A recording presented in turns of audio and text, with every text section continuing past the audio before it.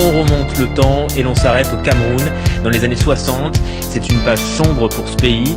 Il vient d'accéder à l'indépendance, mais une guerre de 7 ans démarre entre les autorités et les membres de l'Union des populations du Cameroun.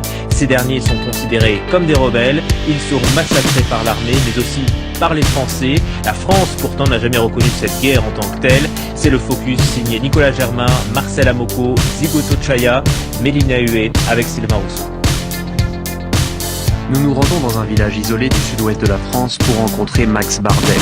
Cet ancien soldat français a été envoyé au Cameroun entre 1962 et 1964 dans la région des Bamileke. En tant que pilote d'hélicoptère, il a assisté à plusieurs massacres commis par le régime camerounais, un régime fortement soutenu, armé et financé par la France. Un bel 47 G2, 280 chevaux, un tout petit hélico, il y a 3 places à tout casser. L'armée ciblait les villages supposément acquis à l'UPC, un parti qui s'opposait au président Amadou Ahidjo. Pour l'UPC, l'indépendance en 1960 était factice et Ahidjo était aux ordres de la France. Pour la première fois à la télévision, Max Bardet parle des atrocités qu'il a vues. Les hommes, ils devaient les achever, et les femmes, ils les achevaient pas. Ils les laissaient mourir comme ça. Max Bardet était accompagné d'un officier de l'armée française.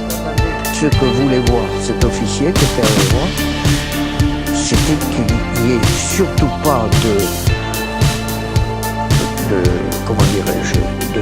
de gens qui puissent aller raconter ça et qu'on puisse impliquer justement, comme il y avait encore quelques militaires français, qu'on puisse impliquer la France dans les affaires.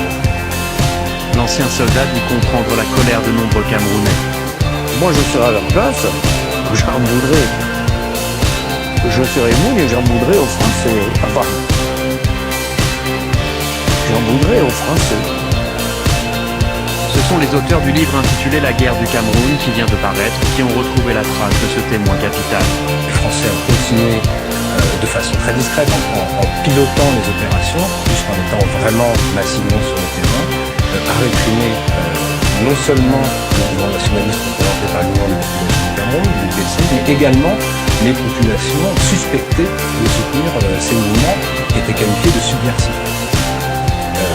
Donc ça a été une répression à la fois très discrète, voire secrète, c'est-à-dire qu'en métropole, en ex-métropole, en France, personne n'était au courant que ces opérations militaires étaient en cours.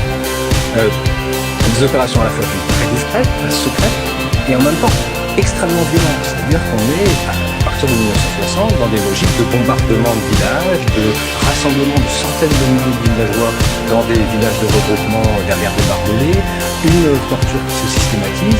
Les révélations de ce livre, qui fait suite à un premier ouvrage, Cameroun, pourraient avoir des conséquences juridiques et financières pour l'État français. Le gouvernement français est, par exemple, au courant que les Mao Mao, qui ont été réprimés au Kenya à la même période, et selon des modalités très similaires à ce qui s'est passé au Cameroun, ont lancé depuis quelques années des actions en justice contre le gouvernement britannique et ont obtenu gain de cause. Il y a actuellement encore des procès en cours. Et je crois que le gouvernement français ne voudrait pas être confronté à de tels procès, mais surtout que les gouvernements français actuels s'inquiètent des conclusions qu'on peut tirer de cette guerre, puisque cette guerre n'a pas été seulement un moment de répression, mais ça a permis d'installer un système de gouvernance, à la fois au Cameroun, mais plus globalement dans toutes les anciennes colonies françaises d'Afrique. Aller y regarder de plus près sur cette guerre implique également de s'interroger sur les conséquences à long terme pour beaucoup de pays. Et ça, je crois que ça inquiète beaucoup les dirigeants français, qu'ils soient de gauche ou de droite. Sur place au Cameroun, certains se souviennent encore de la période des massacres. Tadei Emelon a été le garde du corps du dernier grand leader historique de l'UPC, Ernest Ouandié. C'était vraiment une guerre sans pitié. Ils bombardaient sans connaître même si c'est un homme ou c'est un enfant, ils bombardaient ça. Tadei Emelon a combattu pendant des années dans la région des Bamileke contre les forces françaises et le régime camerounais. Il a été grièvement blessé. Je me suis renversé dans un trou quand nous sommes tombés dans une embuscade avec Wandi. Je suis tombé dans un trou évanoui. On m'a transporté pour aller laisser à l'hôpital. Il ne regrette en rien ses années d'engagement. Mieux vaut mourir debout que de vivre à genoux.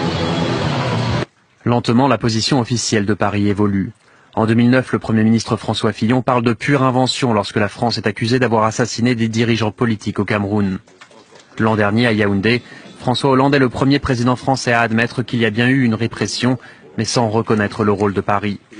Aujourd'hui, certaines associations camerounaises veulent aller plus loin et comptent bien demander des réparations à la France pour sa participation dans cette guerre très discrète, mais qui a fait plusieurs dizaines de milliers de morts, selon des historiens français et camerounais. On poursuit la discussion avec vous, Thomas Deltombe, bonjour. Je rappelle que vous êtes journaliste, essayiste, co-auteur de La guerre au Cameroun, l'invention de la France-Afrique, qui s'est paru aux éditions de la Découverte en octobre 2016. D'abord, un mot du contexte de l'époque. On est en 1960 et le Cameroun vient d'accéder à l'indépendance.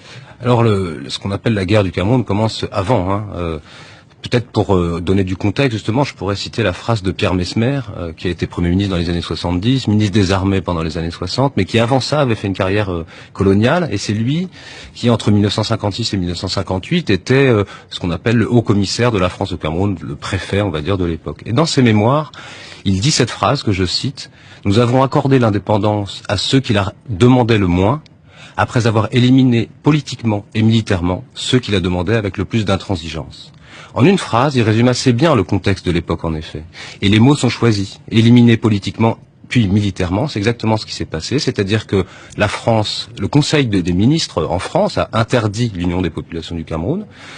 L'UPC est donc rentré en clandestinité et refusant d'abandonner le combat, la France s'est acharnée militairement, cette fois-ci, avec des vastes opérations militaires pour essayer non seulement d'éradiquer l'UPC, mais également toutes les populations accusées de les soutenir, de soutenir les nationalistes. Parce qu'il y en avait d'autres ?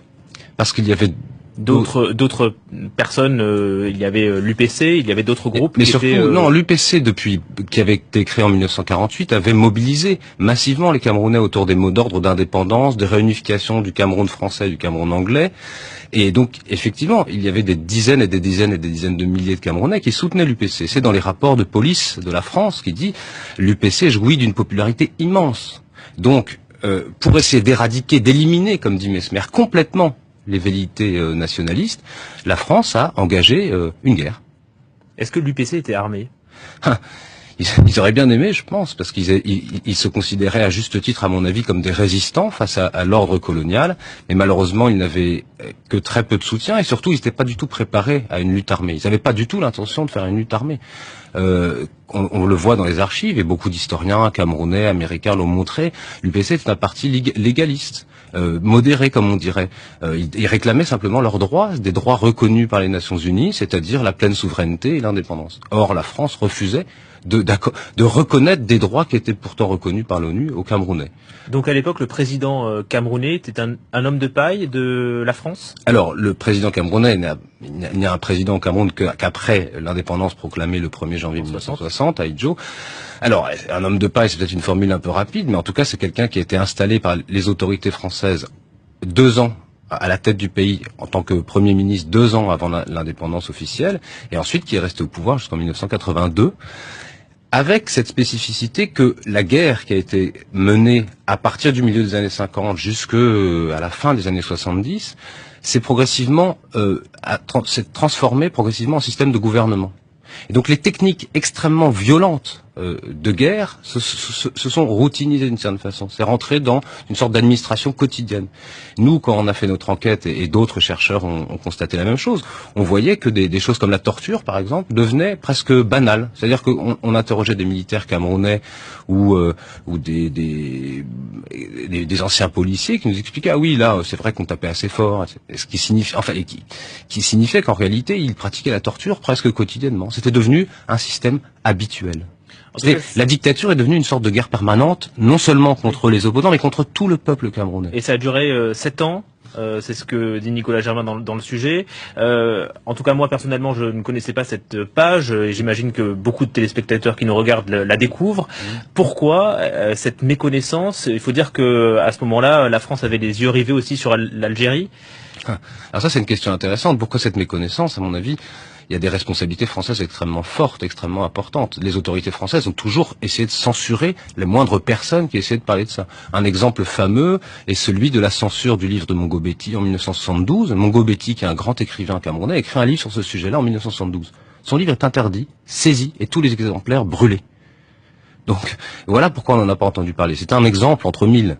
Et par ailleurs, excusez-moi, mais il y a aussi une responsabilité des médias. Alors vous vous intéressez au sujet, mais les médias français ont l'air de considérer que c'est un détail de l'histoire. Et je trouve que là, il y a quand même un problème. On parle d'une guerre extrêmement violente, qui a eu des conséquences immenses et durables. Et quand on en discute avec des journalistes, très souvent ils nous disent « Ah oui, c'est intéressant, oh là là, je ne connaissais pas ça », mais ça, visiblement, ça leur donne pas forcément envie d'aller creuser plus loin. Et ça, c'est vrai que pour nous, pour tous les chercheurs qui travaillent sur ces sujets-là, on est un peu perturbés. On se dit, comment ça se fait que vous ayez pas envie d'aller y voir plus près? On a écrit des centaines de pages sur ce sujet, pas seulement nous, hein, des chercheurs américains, comme je disais, des dizaines d'écrivains camerounais, de romanciers, de chercheurs. Et bizarrement, dans les médias français, c'est un détail de l'histoire. François Hollande parle de répression. Pourquoi cette timidité quand on voit l'ampleur du massacre? C'est quoi? C'est de la censure? Alors il y a eu de la censure, hein, je l'ai dit. Ah oui, dans les années 70. Dans les années 70. Aujourd'hui, c'est plutôt de l'autocensure. Alors François Hollande, effectivement, c'est le seul qui allait aussi loin. Alors, c'est le seul qui a parlé de ça officiellement déjà, pour commencer. Alors, effectivement, en visite à Yaoundé en juillet 2015, il a dit qu'il y avait une répression des événements tragiques après l'indépendance, etc. Un discours extrêmement flou. Alors, si on est positif, on peut dire bon, c'est bien, c'est la première fois que les autorités françaises reconnaissent qu'il s'est passé quelque chose au Cameroun, tant mieux. Mais quand on voit la déclaration et ses suites, on s'aperçoit que ils n'ont pas l'air de prendre ça tout à fait au sérieux et de se rendre compte de l'importance de ce dont on est en train de parler. On a plutôt l'impression que les autorités françaises sont obligées aujourd'hui, elles ne peuvent plus nier, comme le faisait François Fillon il y a quelques années, elles ne peuvent plus nier, mais elles essaient de balayer ça sous le tapis. Oui, c'est passé quelque chose. Allez, on avance. Mais on n'avance pas sur des centaines de milliers de morts sans leur rendre hommage, sans essayer de faire la pleine lumière sur ce qui s'est passé. C'est impossible.